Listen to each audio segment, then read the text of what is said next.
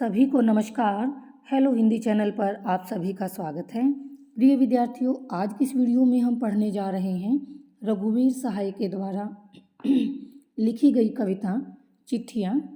देखिए, ये जो कविता है उनकी चिट्ठियाँ कविता, इसमें कवि का अंतर्द्वंद्व प्रकट हुआ है। उसके मन की जो उलझन है, दुविधा है, उसका चित्रण इसमें किया गया है।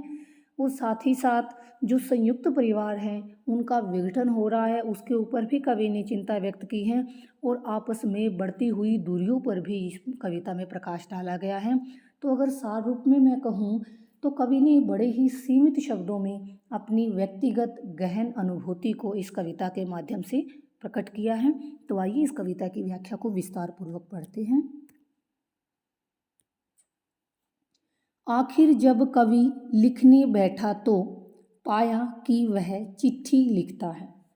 अब कवि क्या कहता है, इन पंक्तियों में कहता है कि जब मैं लिखने के लिए बैठा, जब मैं कविता को लिखने के लिए बैठा तो मुझे ऐसा लगा, मैंने ऐसा पाया मतलब महसूस किया कि मैं कविता की बजाय एक चिट्ठी लिख रहा हूँ। कवि कहता है कि जब मैं कविता का लेखन करने के लिए बैठा तो मुझे ऐसा महसूस हुआ कि मैं कविता का सृजन नहीं बल्कि मैं तो एक चिट्ठी लिख रहा हूँ। सब नृशंसताएं सामान्य है। नृशंसताएं क्या होता है? अत्याचार। कवि कहता है कि उसे ऐसा प्रतीत हुआ, ऐसा लगा कि समाज में जो अत्याचार हैं वो अब सामान्य है, सामान्य से लगने लगे वो अत्याचार, यानी कुछ कम है। कवि को ऐसा लगा। 21वीं सदी में पुराणपंथी प्रसन्न है। अब कवि कहता है, कवि तो उसको ये लगता है कि समाज में जो अत्याचार है वो अब सामान्य से लगे, कवि को कम लगे। और कभी कवि को लगता है कि 21वीं सदी में पुराणपंथी प्रसन्न है। पुराणपंथी कौन? परंपरावादी लोग, पुरानी विचारधाराओं को मानने वाले लोग। कवि कहता है कि 21वीं शताब्दी में जो पुरानी विचारधारा वाले लोग हैं, जो परंपरावादी लोग हैं, वो प्रसन्न होंगे। 20वीं शताब्दी शेष होने लगी, सब मेरे लोग एक एक कर मरते हैं।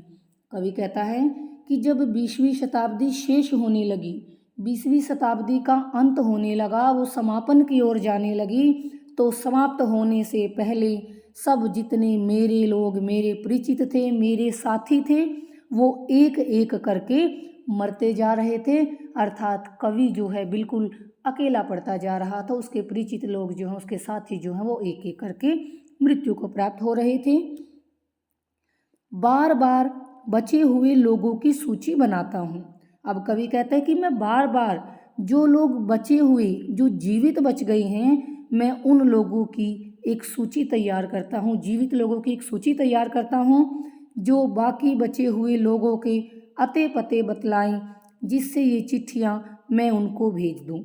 कि मैं जीवित बचे हुए लोगों की एक सूची तैयार करता हूँ ताकि वो लोग मुझे बाकी बचे हुए जो दूसरे लोग जीवित बच गए हैं उनके पते, उनके बारे में मुझे वो बताएं, ताकि मैं अपना संदेश चिट्ठियों के माध्यम से उन लोगों के पास भेज दूं। तो यहाँ पर कवि के मन की जो दुविधा है वो व्यक्त हुई है और जो सदी का बदलाव है वो भी यहाँ पर दिखाया गया है। ठीक है, आगे देखिए। सबसे पहले पत्र लिखो। अब कवि कहता है कि सबसे पहले पत्र लिखो। कौन सा पत्र लिखो? कवि कहता है कि सबसे पहले यह पत्र लिखो, मेरा घर दरकता है। कि मेरा घर दरक रहा है, दरकना टूटना, खंडर होना। कवि कहता है कि सबसे पहले मैं पत्र में ये लिखना चाहता हूँ, मैं यह पत्र लिखना चाहता हूँ कि मेरा घर टूट रहा है, तुम जहाँ हो एक बार के लिए आओ। तो कवि अपने बच्चों को कहता है कि तुम जहाँ कहीं पर भी रह रहे हो, तुम एक बार के लिए मुझसे मिलने के लिए आ जाओ। तो सबसे पहले कवि यह पत्र लिखना चाहता है अपने बच्चों के नाम कि मेरा घर टूट रहा है, तुम जहाँ कहीं भी हो तुम मुझसे एक बार मिलने के लिए आ जाओ। ये मेरे बच्चों के नाम डाक में देना। कवि कहता है कि तू यह पत्र मेरे बच्चों के नाम, किसके माध्यम से? डाक के द्वारा मेरे बच्चों के पास यह पत्र भेज देना। कौन सा पत्र? जिसमें ये लिखा हुआ हो कि तुम कहीं पर भी हो एक बार मुझसे मिलने के लिए आ जाओ, मेरा घर टूट रहा है। तो यह पत्र कवि अपने बच्चों के नाम भिजवा रहा है। उनके बस अस्थायी पते हैं पर उन्हें खबर मिल जाएगी।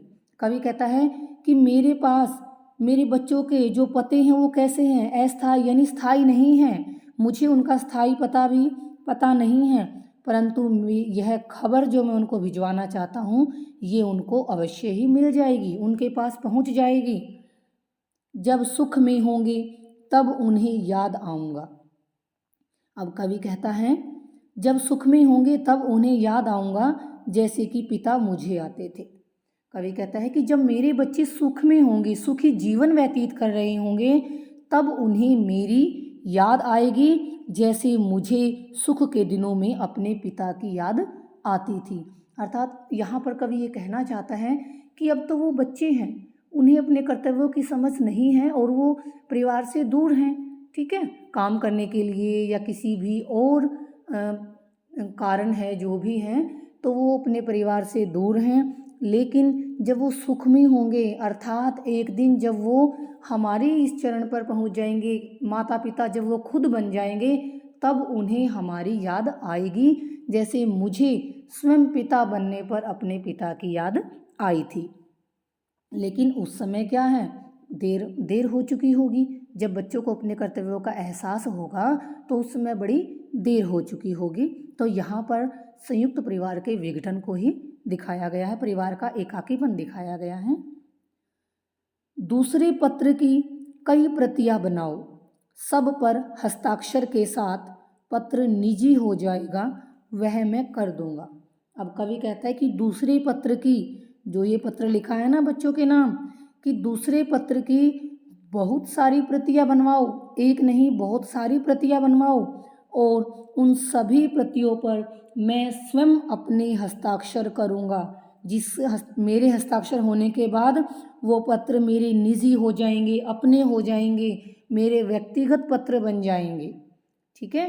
यानी तो इन पंक्तियों में कवि ये कहना चाहता है कि वर्तमान में जो संयुक्त परिवार टूट रहे हैं और जिसके कारण लोगों के हृदय में एक अकेलापन आ गया है, परिवारों में जो दरारें आ गई हैं, उसको यहाँ पर कवि ने चित्रित किया है, आपस की बढ़ती हुई दूरियों पर यहाँ पर प्रकाश डाला है। तो ये कविता थी चिट्ठियाँ। मैं उम्मीद करती हूँ कि आपको इसकी व्याख्या समझ आई होगी। इसी के साथ मुझे सुनने के लिए आप सभी श्रोतागणों का बहुत बहुत धन्यवाद। मिलते हैं अगली वीडियो में।